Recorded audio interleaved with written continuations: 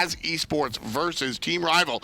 Team Rival have the first pick, and they're going to ban the Kraken. Jacob HL definitely had some great ultimates in that game, so I was not surprised here that Rival elected to ban that away from him this time around. Odin take away from CAZ. CAZ really not wanting to deal with that, and I don't expect CAZ necessarily to go away too much from the composition considering it worked the last game, but without Kraken and Ymir, makes that a little difficult. Exactly. Ymir was the biggest thing for me. I think Minos was the standout player on CAZ, absolutely had control, even though he might have ran into trouble in the mid game a little bit. Still a great performance. Team Rival, they're going to give Watson his Zeus. Certainly a strong character for the mid laner.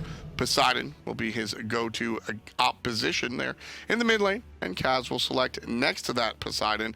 They're going to bring up the Ratatasker, so global presence out of the jungle again from CAZ. We'll see if the Rat makes it to the late game the way Thanatos did not. And the way Alexum built up Poseidon the last game was more utility-based as well. Going for the Divine Ruin, didn't have that much damage necessarily compared to Watson. Really tried to shut down that mid-mage, but to respond to this Poseidon Ratatasker Rival, electing to take this Hercules Fafnir. Yeah, so the Fafnir really going to help Team Rival find that damage onto the objectives that they couldn't find last time around. Zeus, of course, I think is a big turnaround from an Afro as well, so we'll see that happen. Apollo, so global presence in the jungle, global presence in the Hunter position as well. CAZ Esports opt to ban on her. Atonement was a big deal of what allowed Rival to really fight their way into this. I like the selection here from CAZ, trying to get these globals on globals. Now they're going to be able to apply a lot of pressure on any side of the map that they really want to, and then have these rotations being made by the Hunter just to get more action involved.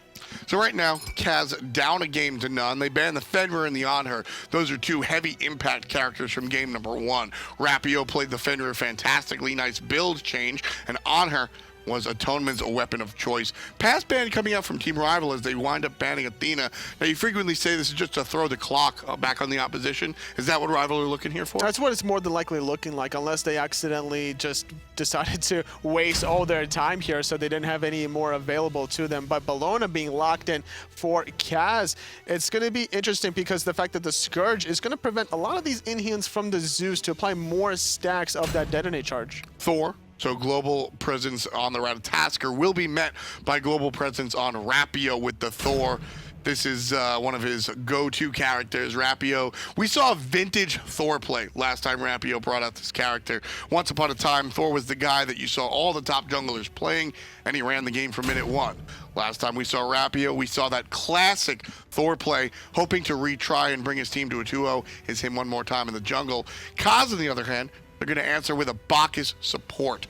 So we'll see how that draft works out. Looking at these two drafts, Toli, how you feeling? It's a lot of damage for CAZ in the 3v3 support. Jungle mid here, Intoxicate, the global ultimate from Ratatasker and the Kraken. Whoever they choose to go in here out of the side of CAZ, that's going to be really problematic. And more than likely, it is going to be Rival's Zeus here. Watson is going to be focused quite heavily here in the mid lane, more than likely. On Team Rival. Certainly don't want to wind up like the last game.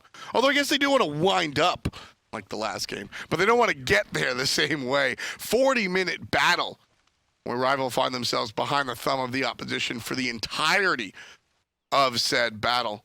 Finally eking out the win towards the end. This time around, based on the draft, I think Rival want to win a little bit quicker and a little bit more heavy-handedly. Especially having this Thor here compared to the Fenrir. More than likely, Rapio is going to look to go for a more early game focused build here, whereas the last game being paired up with Watson playing the Aphrodite, wanted to go for a very sustain-oriented build. Having the birds, having the double lifesteal, as well as the Seething Hell was a great opportunity for him to drag the game on to that 40-minute mark. Just looking for, two different approaches to the game, and a team like Team Rival, I think I respect that they're bringing that secondary approach to the big stage. You can try all you want in scrims. I mean, totally, you can speak from experience. Things work in scrims, and scrimmages are just that. When you come to the big stage, things are so much different, and seeing Rival bring a vastly different approach to the real stages is really impressive. First blood could be here. Jacob looking for some help on overpowered USB. Only level 1 is Watson. And since he has the shield for clear, he won't be able to find the detonate, and so everybody walks away clean. Still getting the Fire Giant Elementals is CAZ Esports, so getting the slight edge and the value here, but with Rapio making the rotation back into the solo lane, Rapio hitting level 2 with no means that the Minos has to stay behind as this blue buff gets contested. Rapio and Gnome doing the dance. Overpowered USB is here, and you don't see them commit 2-on-1 because they know that Minos is right behind them in the lane, and he can join at any point in time.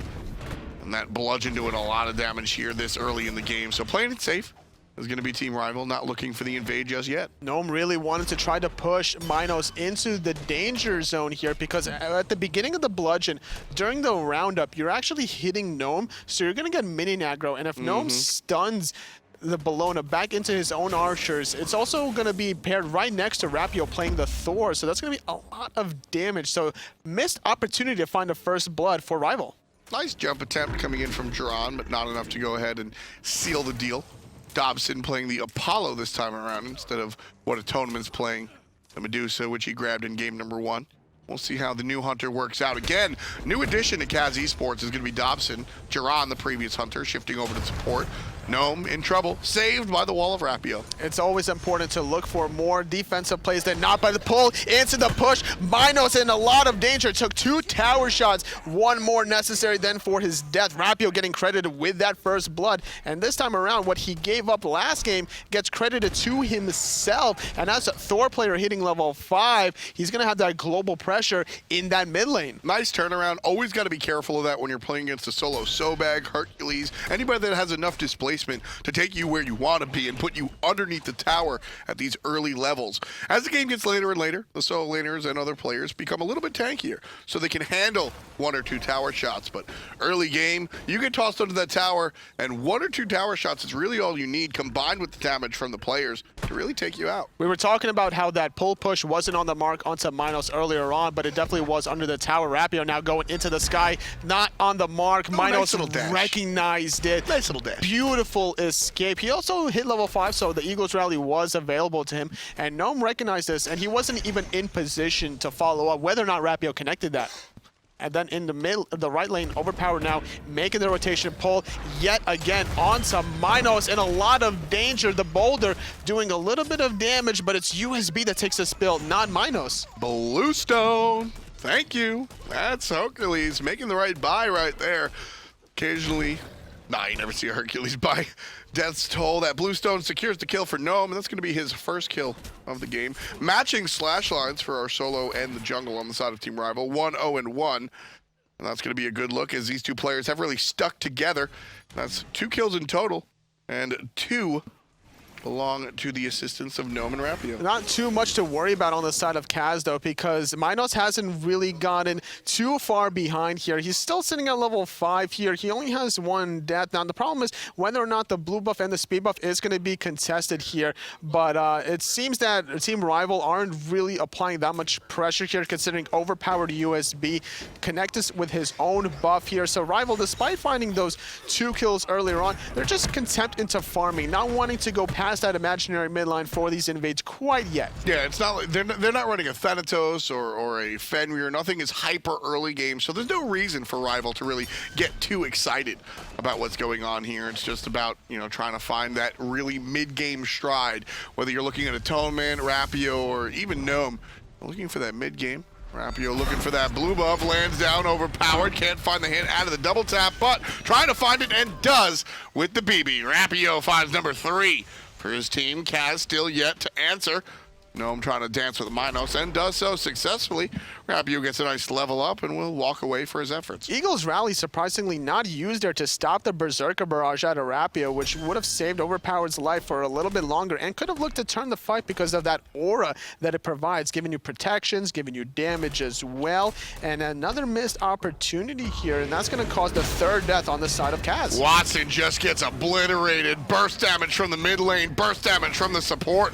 Jacob HL tries to jump back, but instead it's Overpowered USB that shows up. Meditation helping out the jungler, and from the skies comes Dobson. Duran takes him out. That's going to be 2 kills for the Bacchus. Love it. Great comeback for CAZ, just like that. They gave up 3 early kills there on the form of the jungler and the soul laner, but now they shifted their attention in the mid lane. Those kills did go onto Jerome, but the way he's building this Bacchus is very damage-oriented, going for shoes of the Magi. So the later he gets in terms of levels, the more powerful he's going to get. Like the play from Gnome, doesn't find the bounce back damage, which likely would have killed Minos, but good idea at the very least. Not going to chase underneath the tower right there just yet. And yeah, when it comes down to it, totally, I say this frequently, if you're a Bacchus, I don't mind you taking those kills. I mean, if you're a Bacchus, you absolutely need to get that gold and find the damage, because at the end of the day, I mean, it's just a situation where Bacchus' whole gimmick is the damage that he brings to the table. He's able to find the setup as well besides the damage, and just having that extra little bit of oomph is going to find the additional kills here with the Kraken, considering the fact that the Poseidon player doesn't have the levels necessary to get the true damage out of the Kraken. Sure. So having that secondary damage out of Duran is going to find the kills. Nice double knockup. And he's going to continue with the damage. There's help from Poseidon. Rapio wants no part of that as Duran's the one getting the kills again. 400. 4-0-0 for the Bacchus. He does build into a tanky item right here after the offensive boots of the Magi, but I definitely want to see Duran. Next, I think we need an aura item, but I want to see that Void Stone at the very least come out. Having more penetration would also synergize very well with Alexim. Into the sky is Ratatasker landing onto Atonement. The Whirlpool is going to prevent the dash for the moment, but now escaping into safety, forcing the ultimate out of Jacob HL, but the Gold Fury still leashed, sitting at about 3,000 health. And it's going to be really leashed. CAZ Esports full retreat. Big ultimate out of Gnome, who follows it up, slides right into the jungler. And overpowered USB sleeps this time around. Duran jumps away from Atonement, can't find that kill, but CAZ Esports, they're picking up the objective, or Team Rival rather, they're picking up the objective. Rally over here, Minos jumps in by and loads him, and Team Rival get the objective that they were gunning for. Now in trouble is going to be Minos, half HP, flip back, and that could be Curtains, and it will be. Rapio puts him down, 3-0-1.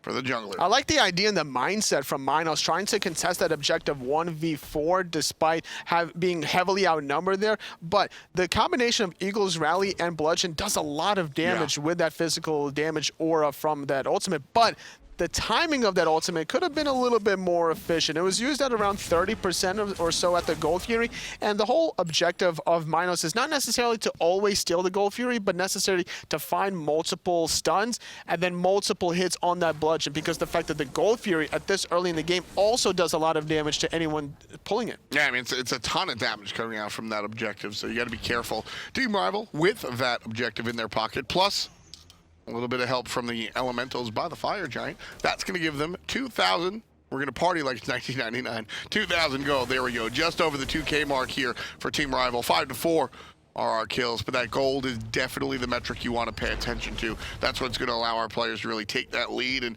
Rapio on this door, like we said, we wanted to see him find a little bit more the start earlier than we saw last time around. It's exactly what we're getting, Tully. We saw what Rival was capable of doing without a lead. Now that they have a little bit of a comfortable lead at almost the 10-minute mark, they're doing a good job out-leveling as well. 3,500 almost thousand experience on their side. And more importantly, this is in the form of the junglers here. Rapio 3 levels above his opposition in overpowered USB. And that's allowing Rapio to, what we say a lot, set the pace of the game. Here comes the jungler. Overpowered jumps into Atonement's ultimate. Still gets the kill, but a funny situation nonetheless. Dobson winds up getting out of there safely. Jumps in the ult just in case Team Rival's making the rotation. That's a great play there by Atonement to negate the ultimate from USB, but it wasn't enough. The damage was just too much out of Dobson and USB. And I don't necessarily like taking that fight outside of that tier 1 tower. Have to recognize the potential threat of these global ultimates. Needs to utilize more vision control. Grabs him, Rapio, double tap, and he gets a kill onto OP USB. Rapio, again, man, this is classic Thor play. Just love to watch Rapio bring him out and just 4-0-1 at 10 minutes. That's what you want your Thor doing. Definitely. a great participation out of all the kills from Rival all over the place. That's the Rapio, key. he didn't really participate in that goal fear objective because like his team was not going to win that one. The ultimate out of Alexa was just a little bit too powerful considering Jiron set him up beautifully with that double knockup. So he is offensively when he needs to be, but he's not overly offensive when he doesn't need to be. Yeah,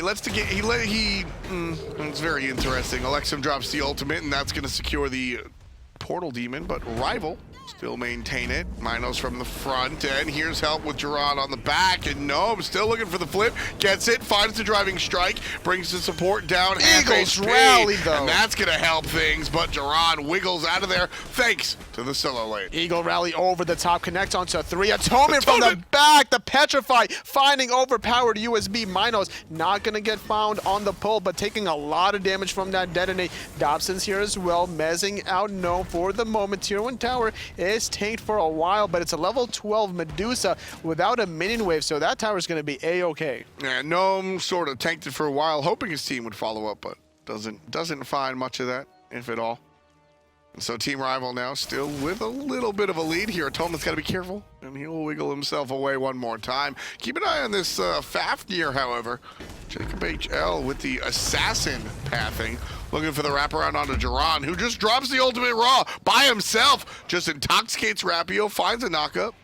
He thought Alexim was right behind him, but the fact that Jacob HL was zoning doesn't seem that there was much communication there, or Jacob HL was too focused, or I'm sorry, that the Jiron was too focused there on engaging onto that belly flop. Now, you could be really good mechanically towards hitting your abilities, but you always have to be attentive around your mini-map and around listening to what your team is calling out. Yeah, it's definitely, whether it's a lack of map vision or a lack of communication from the mid lane, that Jacob HL was taking that assassin pathing from around the back. That has to be communicated and listened to.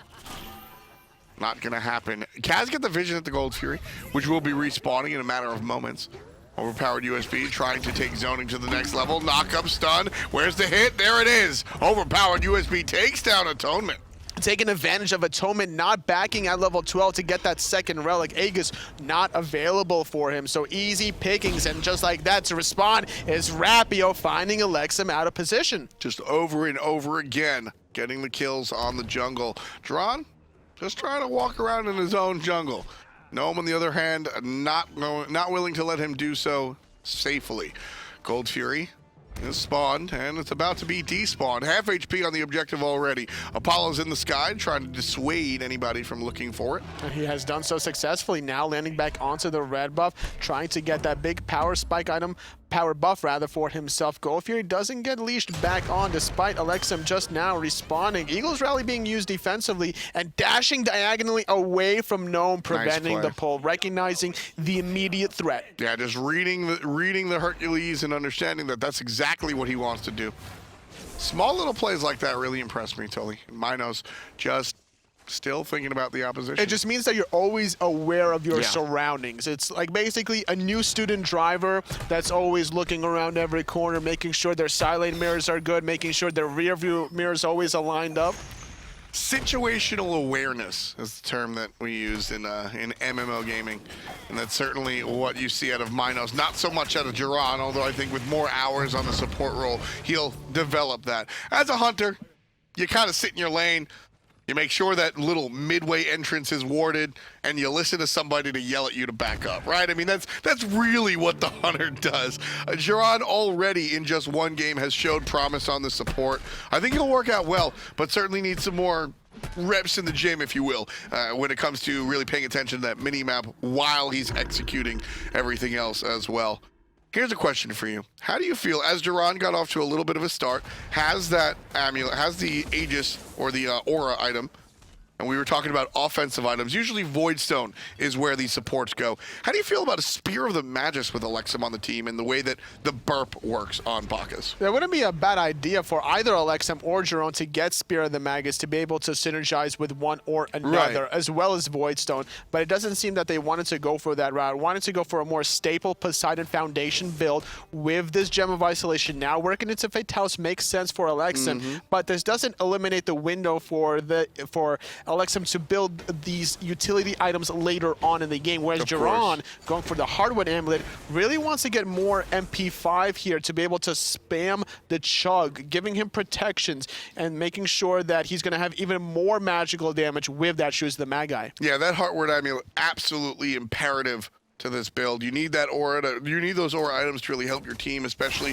when there's such heavy damage on the enemy team, like what Watson's playing. And you know, even with Atonement, if you want to see some more aura items being built out by CAZ Esports, so certainly something to think about with respect to itemization there for the guys on CAZ.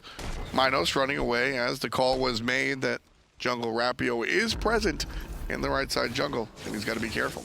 Gold Fury not responding for another 3 minutes, and with Rival basically not having too much of a lead compared to their last earlier stages of the game, they still have this experience gap, specifically in the jungle role, and that's really problematic for Overpowered USB because a late game Thor is going to be so detrimental towards creating a lot of space control to allow Watson to just drop the thunder. Detrimental. Great choice of words here. European console action here today on Monday. We're approaching our 17th minute of our second set of the day. This will be our final match for European coverage. After this, we'll head on to the North American teams and see how they do on the side of console. But right now, Team Rival, they won game number 1, despite CAZ Esports having a fantastic start. And they're looking to do the same in game number 2. Rapio choosing a target, finds the backline, Alexum all by himself. Down comes the jungler to try and help out, but Overpowered USB just barely helps.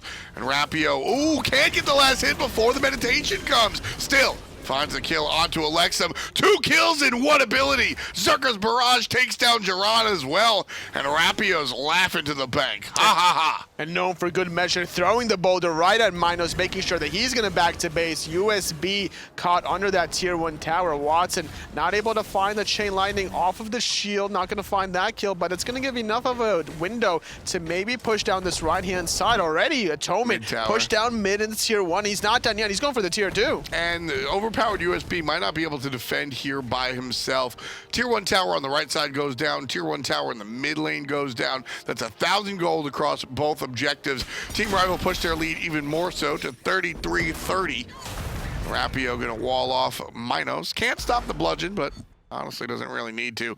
Him and his teammate Atonement on the run and safely find themselves back in their own territory. Surprisingly enough, Rival with a 2-player advantage, they don't necessarily go for a tier 2 tower on one lane or another. Instead, they get tier 1 on both sides, just slowly opening the window instead of fully committing. Now, this gives them more spread out map control, but it doesn't give them that big of a gold lead that they could have elected to go for. So there are pros and cons for both. Right, you're trading, so you're only earning 1,000 instead of 2,000. Yep. Basically, the tier 1 tower is 500 and the tier 2 tower is 15. So you're losing 1,000 gold theoretically, but you're gaining all of this map presence. There's no longer a free tower to fall back to in the mid lane, which is the most important. And then you strip that same on the solo lane. So when it comes down to these fire giant fights, it's going to be that much further for CAZ to run to safety. Great piece by Watson preventing the knockup, and now it's going to be the cracking being used, but disengaging immediately as Rapio not taking any sort of damage. Both hunters are here. Atonement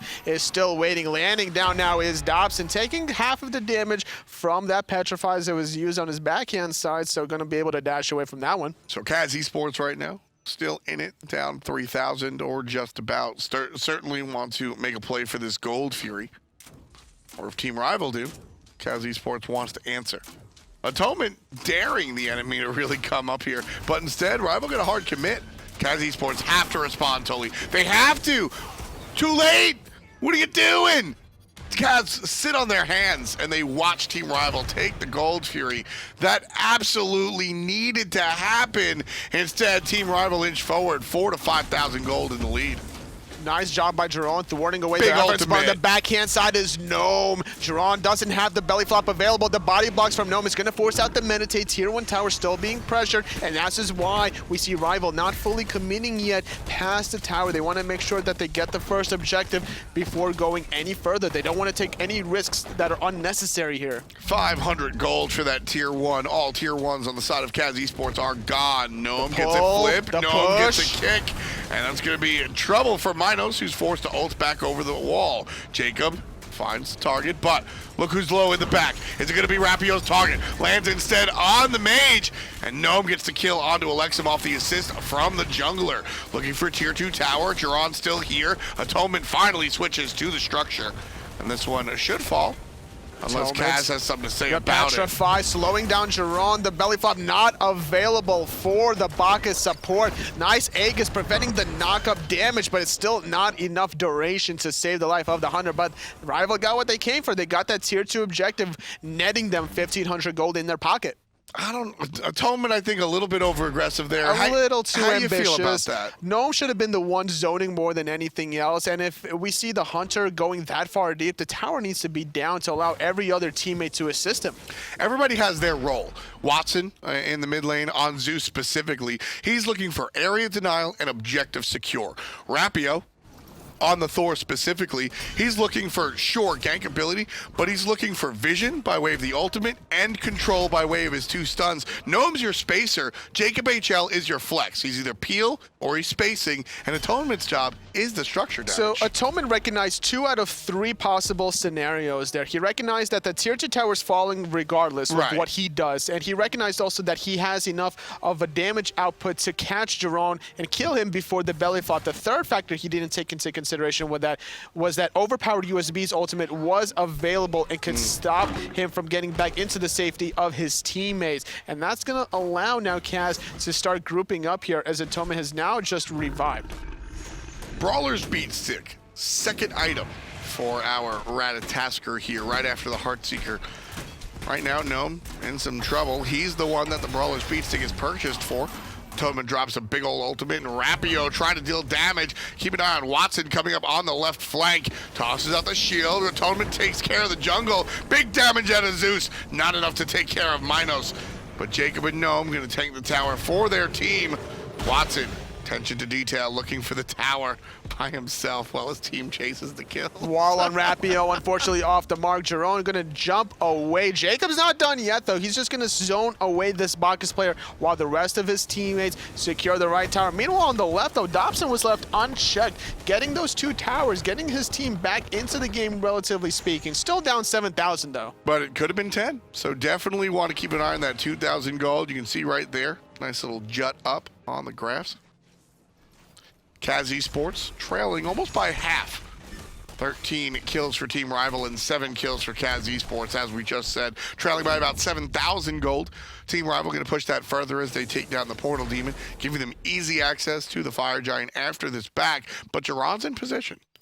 Looking for some kind of play here. Trust to be able to bait somebody out of position. Jacob is the one to take it first, and then Atomic comes in immediately after. Baiting those abilities is the Guardian, but not taking advantage of it. Atomic waiting for the rest of his teammates to get in there, but Rapio's going in the sky. Looking for 1, grabs 2 instead. Whacks up to find positioning. Jacob and Jiron toasted. Gets him on the backspin of the hammer. Beautiful mechanics from the jungler. Alexim still alive for the moment. Atonement waiting for his Aegis to end, but can't find the basics. Still looking for the fight. Phoenix, the target. And Minos, he's the only one here playing D. And it looks like the Firebird's going to be attacked. Whether or not it goes down is a different story. Tier 1, mid, gone. Tier 2, mid, being attacked. Dobson trying to get it, but Watson takes Alexim. Phoenix still alive, just barely. On the right side, nice little teleport by Rapio, but can't find the kill. Phoenix does go down. Dobson's looking for the Phoenix here, but everybody's back. He wants it so badly. He's going to start at 107 damage per hit. The Audacity passive is being used. The blink from Atonement trying to get it out of position, but the body blocks are too good to stop it. 1 basic away. The Mez on cooldown. Can't find the kill onto the Firebird. Instead, Dobson, despite his best efforts, when you're Apollo, you split push. That's what you do.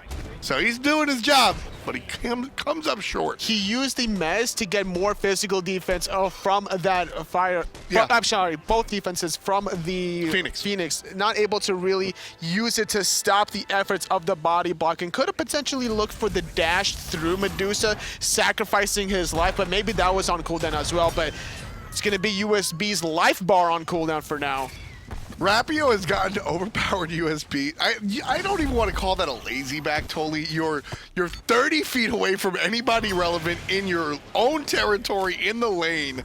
And Rapio, that's the second or third time this game that Rapio lands on top of the poor rat. Oh, I thought that Intoxicate was about to steal the Fire Giant. The Detonate was used a little bit too early there on the side of Watson, but either way, securing it is Rival, and they're in the driver's seat here. The right side Phoenix is down. Fire Giant on all 5 members. 3 members are still dead here for 20 seconds on the side of CAZ, so this gives enough of a window to get at least one more Phoenix for Rival. The meta was very different. The teams were very different. But at one point in time, against 2 specific junglers and insert adapting on PC, you couldn't give them Thor no matter what. The game was theirs. Rapio came into the console scene and had a strong Thor, and people recognized Atonement could die here.